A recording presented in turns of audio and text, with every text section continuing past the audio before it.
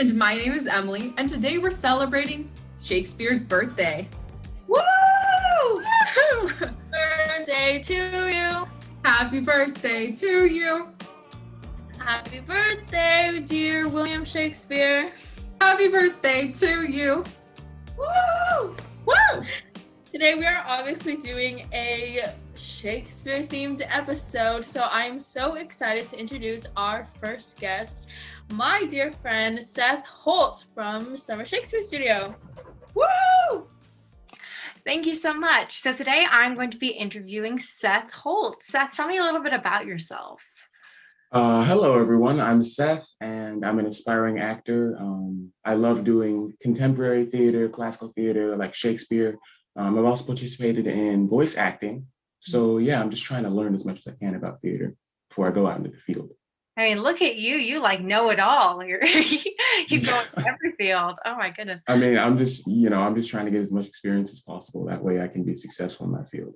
Yeah, definitely. So what drew you to working with Shakespeare specifically? Well, at first I just didn't have any interest with Shakespeare at all. Coming from a family that's from South Memphis and, being part of cool kids group, I didn't think that Shakespeare would be for me. Mm-hmm. But when I tried it, it was wow, mm-hmm. This is awesome. I feel like the thing that drew me the most to Shakespeare, besides the fact that it was theater, was how enigmatic it was, but also how versatile it was. Shakespeare has a way of saying millions of things with one word, mm-hmm. almost. And I felt like I wanted to dive deeper into that and improve on my acting that way as well. Yeah, definitely. I mean, I know with my experience with Shakespeare, once you're reading it and you get to a moment that you just you understand, that click mm-hmm. is just it's magical. There's no other way to describe it. I completely agree. Yeah. So what is your favorite Shakespeare play? I'd have to say, either As You Like It or Twelfth Night.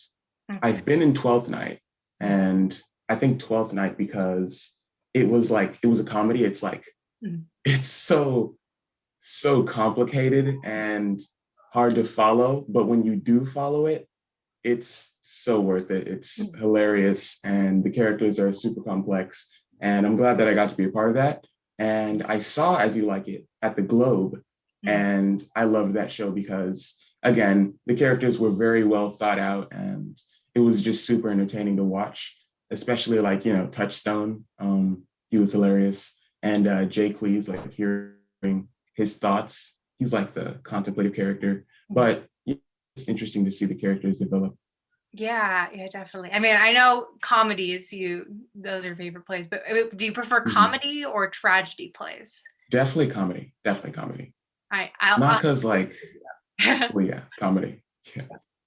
Okay, so I know Shakespeare has been changing in modern times. There have been so many adaptations of the way from the I was going to say Leonardo da Vinci, Leo DiCaprio, Romeo and Juliet, to the more modern versions of that, not the more traditional, So which do you prefer? Do you prefer the traditional Shakespeare, or do you prefer the modernized, altered version? I prefer the modernized version, not because I don't respect and acknowledge the older classical version, but because I just like to see it in a different point of view. Mm-hmm. Being able to relate Shakespeare, an older topic, to something new, contemporary, something that I can relate to more. It helps me understand and connect to the text better. So yeah, definitely a modern take. Yeah, I agree there. So, this kind of goes back to why you're drawn to Shakespeare, but what to you is different about Shakespeare than other theater that makes it more attractive in your eyes? I'd say, I say how different it is, just how unique it is. Mm-hmm. Every single show has a different storyline and unique characters, and nothing really seems the same mm-hmm. except for the text and how it's written. And that's Shakespeare's trademark. the words he uses, his iambic pentameter. It's so new and fresh while also being something that you can relate to and recognize. And that's what makes it different than other theater, because other theater, it's like a set topic or a set thing they want you to feel. Because when you think about it, acting, the point of acting is just to make the audience feel something. And Shakespeare does that like in a way that no other type of theater does, in my opinion. Yeah, I mean, I've talked to people about Shakespeare, and one of the crazy things about him is that when you look at, like, if you ask someone to name like 5 Shakespeare plays, they can do it. Like, it doesn't matter if they're a theater person or not, because there are just so many great Shakespeare plays. And I mean, I think that's awesome. Definitely. So as someone who, I mean, has definitely dipped their toe in every single like facet of theater, well, not every single, you know what I mean. Do you have any advice for people who want to go into, you know, exploring Shakespeare or any other field theater? I would say go in with an open mind. This is kind of like cliche, but everything you thought you knew, put it to the side. Like everything you've seen in movies, everything you've seen in, you know, theater and plays and stuff, everything you think you know. I'm not saying it doesn't matter. I'm just saying be open to learn, because there's so much more to theater than what you see on stage or on the big screen. And there's so much more to just acting. There's a lot of different concepts, ideals, and processes that happen that you should be open to learn about. Yeah, definitely.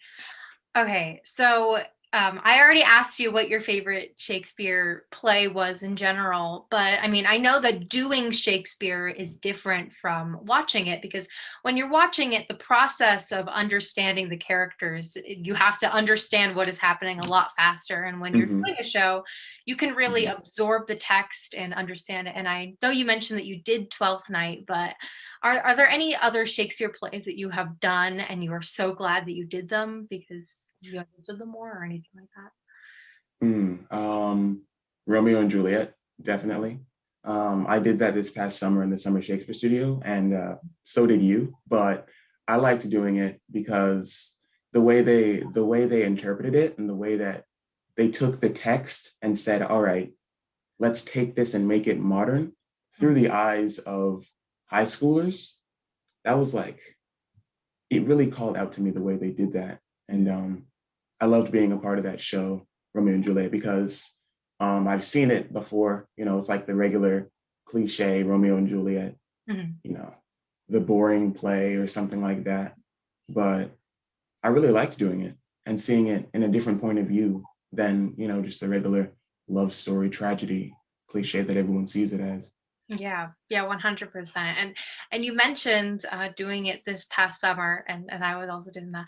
That was with Summer Shakespeare Studio, and I'm not sure if it was. I mean, I'm not sure if applications are still open, but it's a wonderful program. And if I don't know if applications are still open or not, but if they are, you should apply. If not, you missed your chance. It's an amazing program.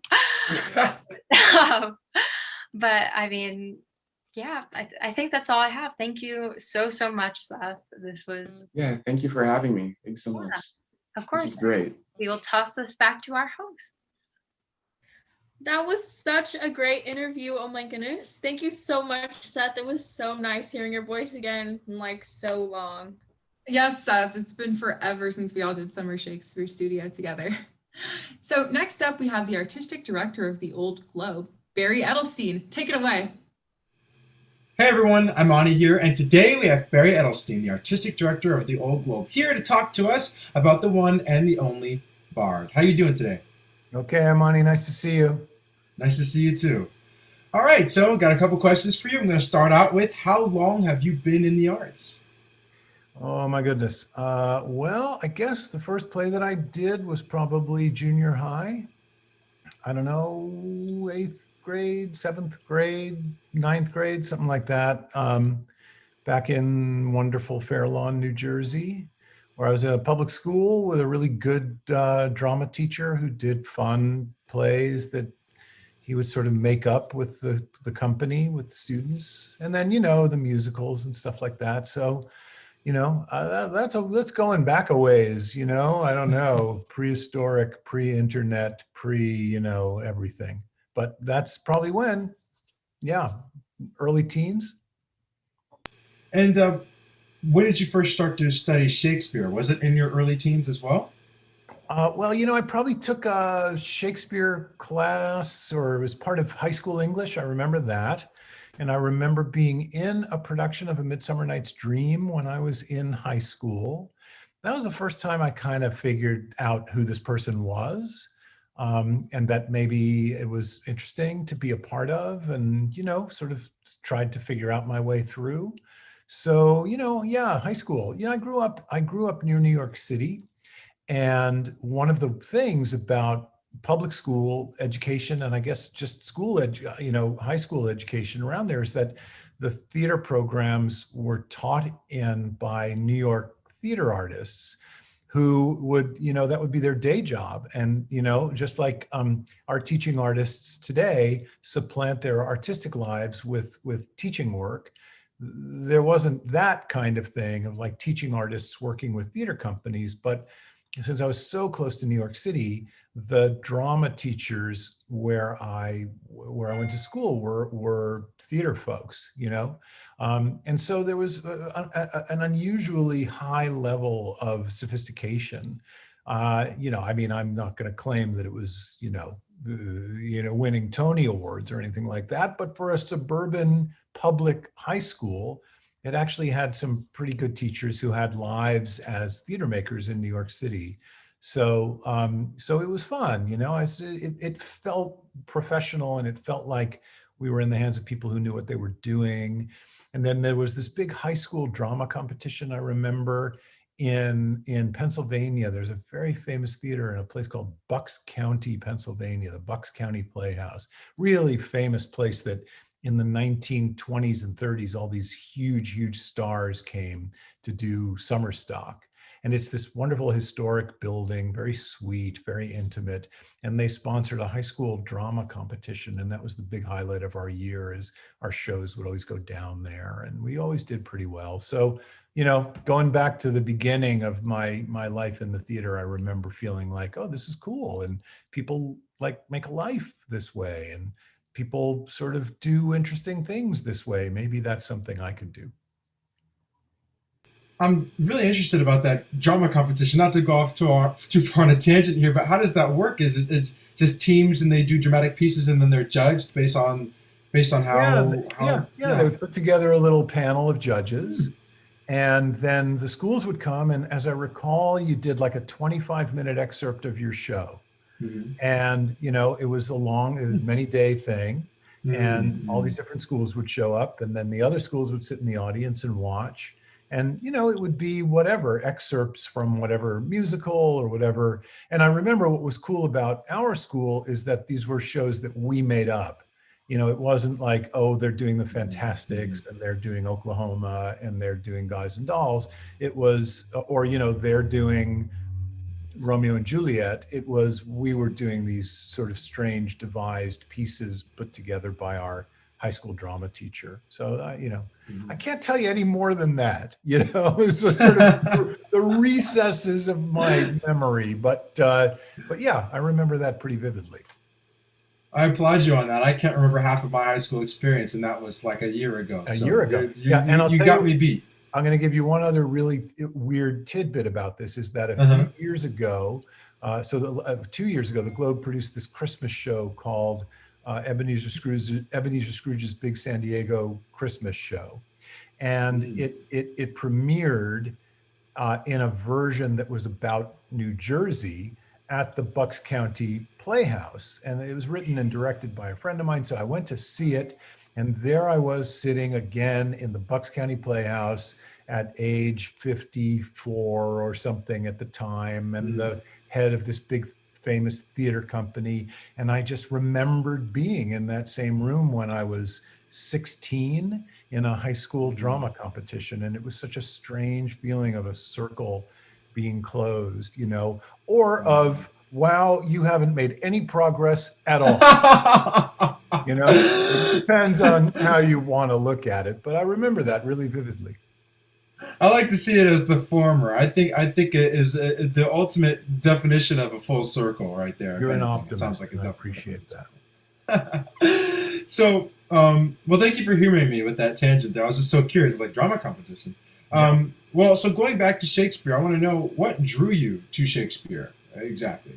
You know, yeah.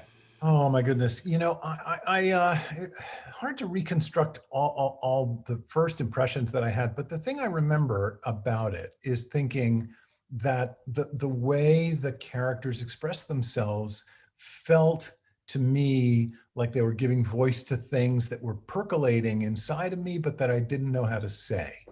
And I would listen to some speech about, I remember vividly, the lunatic, the lover, and the poet are of imagination all compact.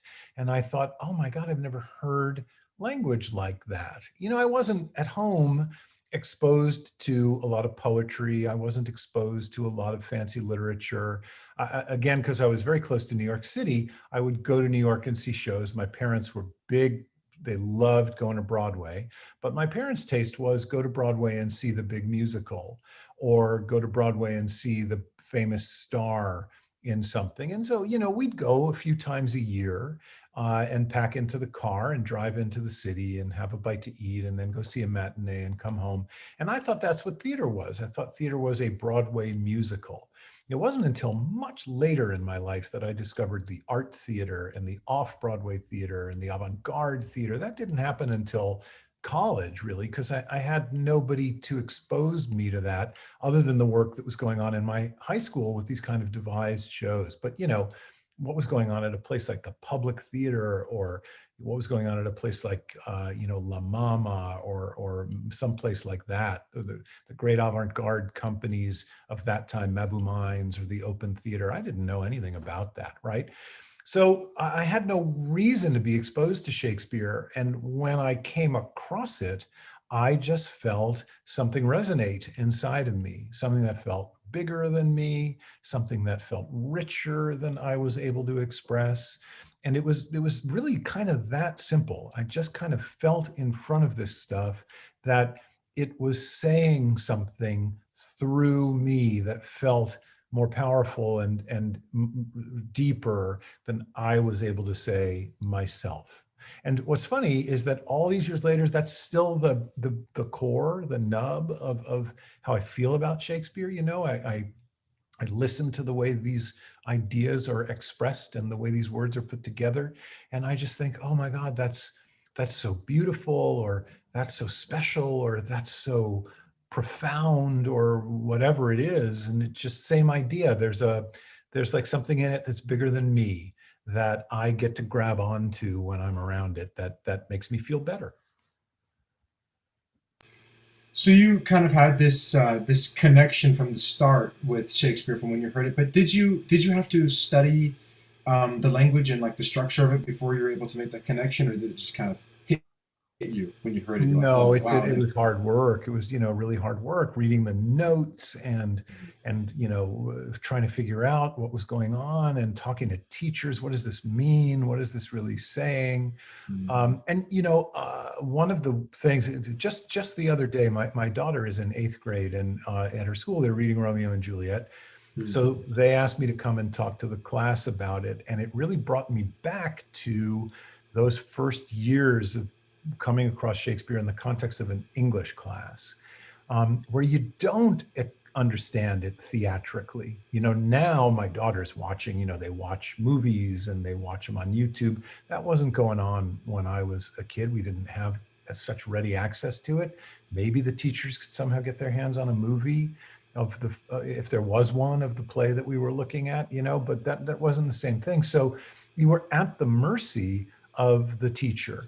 And sometimes if you were lucky, you got blessed with somebody who was really charismatic and really able to express the ideas in a way that seemed fresh and accessible to a young person. But I know plenty of people just didn't have that good luck.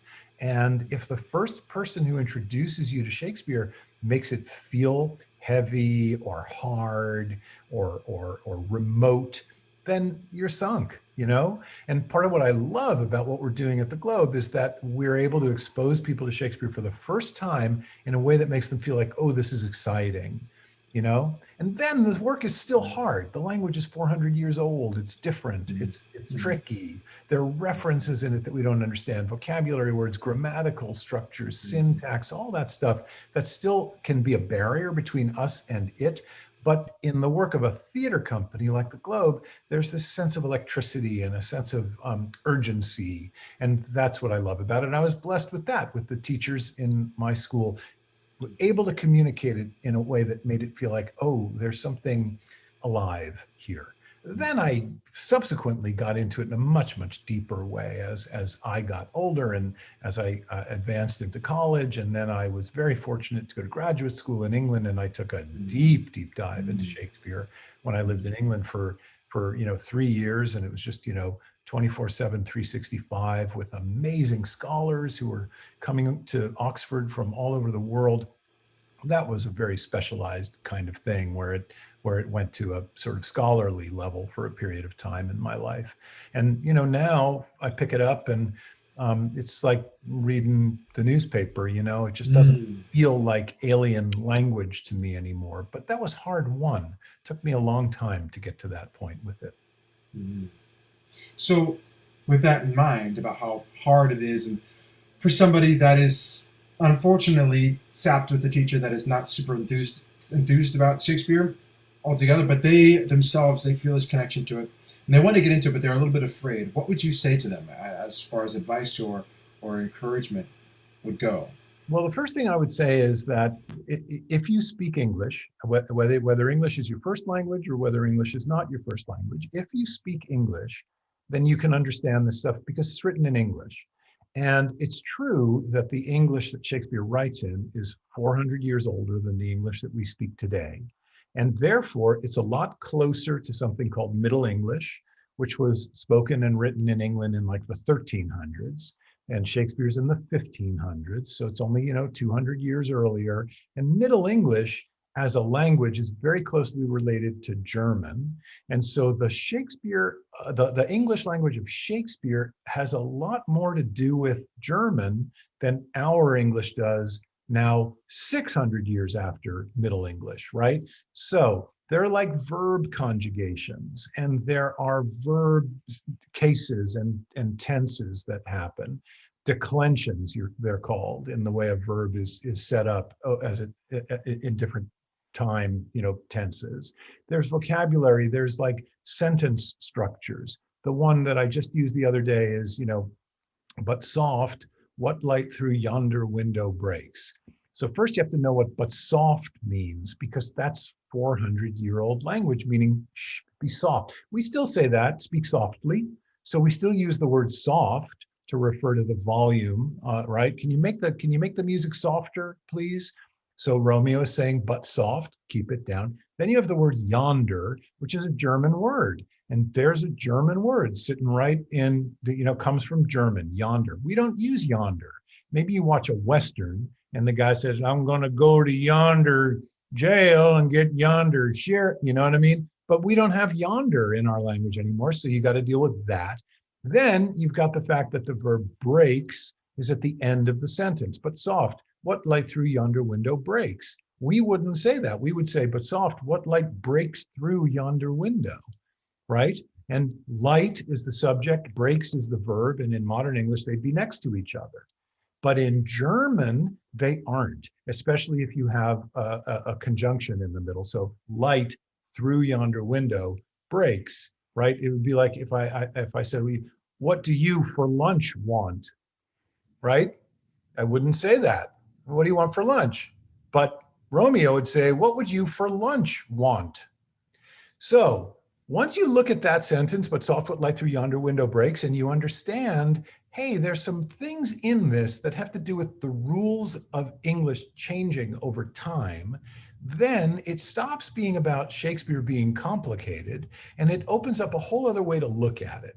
You still go, it's a sentence with a subject and a verb. That's all. There's a little bit of remote vocabulary that we have to look up, but it's not Shakespeare's fault, and it's not my fault. It's time's fault.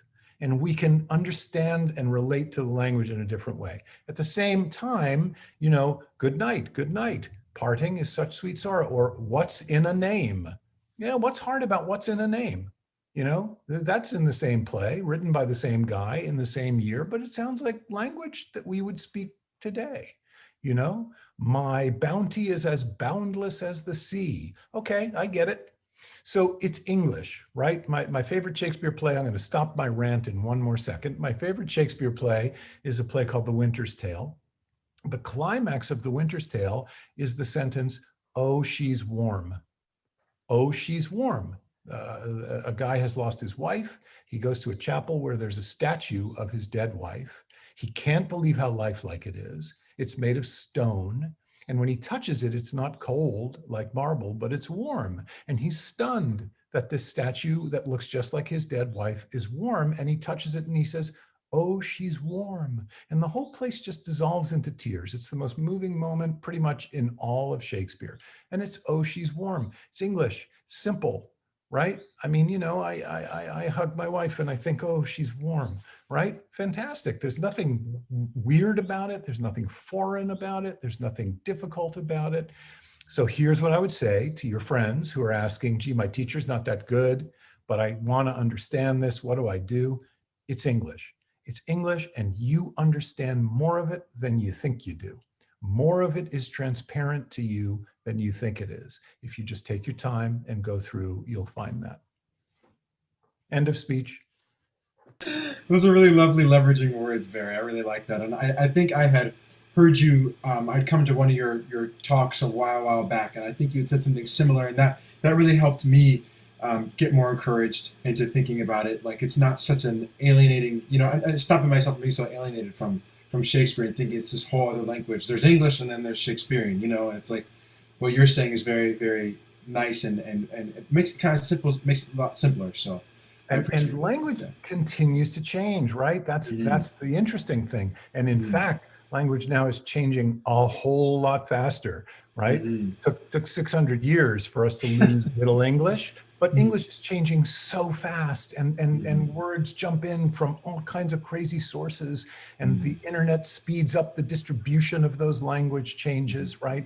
So it's the same thing. We have to decode things even now when we pick up a piece of language from 20 years ago, you know? And you know, if you're trying to figure out what some hipster was saying on the streets of Brooklyn in 1986, you're going to come across slang that's just different from what we're speaking now, right? So I find that this reminder that the stuff is written in English takes a lot of the mystery out of it, just like that, you know?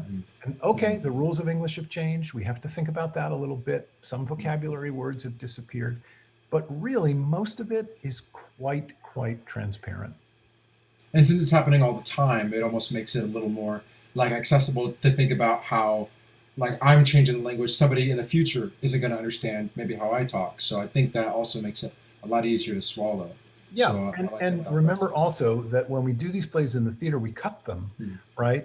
So the theater has an advantage that the library does not have, because when you pick up the book in the library, you got all the words there.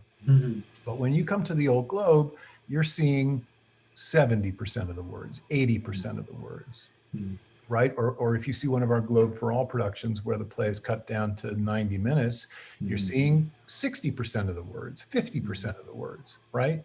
And the artists who are very highly trained in this material know how to trim the text so that the sense of it is still there, whereas the stuff that has been left behind by time is cut out. And then the plays become even more transparent and even more accessible. So I think the theater is the place where Shakespeare comes to life in the most vivid way, and where what's difficult about him fades away the most, and that's great. Yeah, it would be hard to only read plays instead of, especially plays that are so contextually based, that are so created to see on stage. I know for me personally, it helped me a lot to not only read Shakespeare, but once I had read and then saw the show that I had read, some things that I had no idea what they meant in the play, when I saw them on stage, I was like, oh, so like for instance, if someone was confused with the "Oh, she's warm" line, even though it's, as you say, it's very simple English. If somebody didn't quite understand just the phrasing of it because they're overthinking it, seeing it on stage, and I think, and I just to add on to what you were saying though about how, like, there's so many ways that people can interpret what the things that Shakespeare says, like that, like the "Oh, she's warm," can be one thing, and then somebody else could take it a totally different direction. I don't know how far they could take it, but you know what I'm saying. Like there are, that's just an example, but there are many other.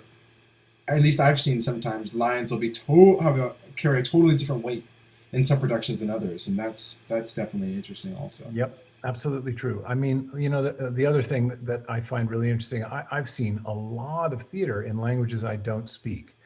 I've traveled a lot and I go to the theater when I travel. I've seen theater in Japanese. I've seen theater in Swedish. I've seen theater in Russian. I don't speak those languages, but the actors are so specific with the thoughts of whatever writer it is that they're doing that I can understand it anyway. And a weird sort of similar thing happens to Shakespeare. You might be watching Hamlet and maybe 3 or 4 lines go by where it's just hard to know exactly what he's saying. The proud man's contumely, and I don't know what, I know what's contumely, I don't know, but Hamlet knows what it is that he's saying, and so you get it emotionally, you understand it on a sub-rational level, on a subliminal level, and that happens a lot too. So you don't have to feel like, if I don't understand 100% of it, I've failed, because very few people understand 100% of it. The actors do, and they will bring their humanity to it in such a way that you'll grasp what's going on, even if you don't get every single solitary word. Right on. Well, thank you so much, Barry. I really appreciate you taking your time out today to join us and talk about Shakespeare on this amazing day. So thank you very much. It's such a pleasure to talk with you, and I'm just honored to to be here with you, and pleased that you've had me, and thank you very much. It's a pleasure talking with you as well. Thank you so much. Talk to you soon. And so for this week's opportunity, applications are now open for the La Jolla Playhouse Young Performers Conservatory. I myself have done it for 2 years and I've loved it both times. It is a 5-week intensive where you're learning Shakespeare, voice, acting, movement, as well as some additional classes. And I cannot speak highly to it enough. It's wonderful pre-college training and gives you a great look at what the future of your life in theater can look like. So please apply today on the La Jolla Playhouse website. Yes, definitely check that out. And for our activity today, feel free to check out Reflecting Shakespeare on the Old Globe YouTube channel, hosted by our Shakespeare gods, James Pillar and Erica Phillips, who actually taught at the 2020 Shakespeare studio that I was a part of. I love them, so yes, go ahead and check that out. Thank you so much for joining us this week to celebrate Shakespeare's birthday. Yes, it was so fun. Oh my gosh, happy birthday, Shakespeare. Please join us next time, same place. See you then. Bye.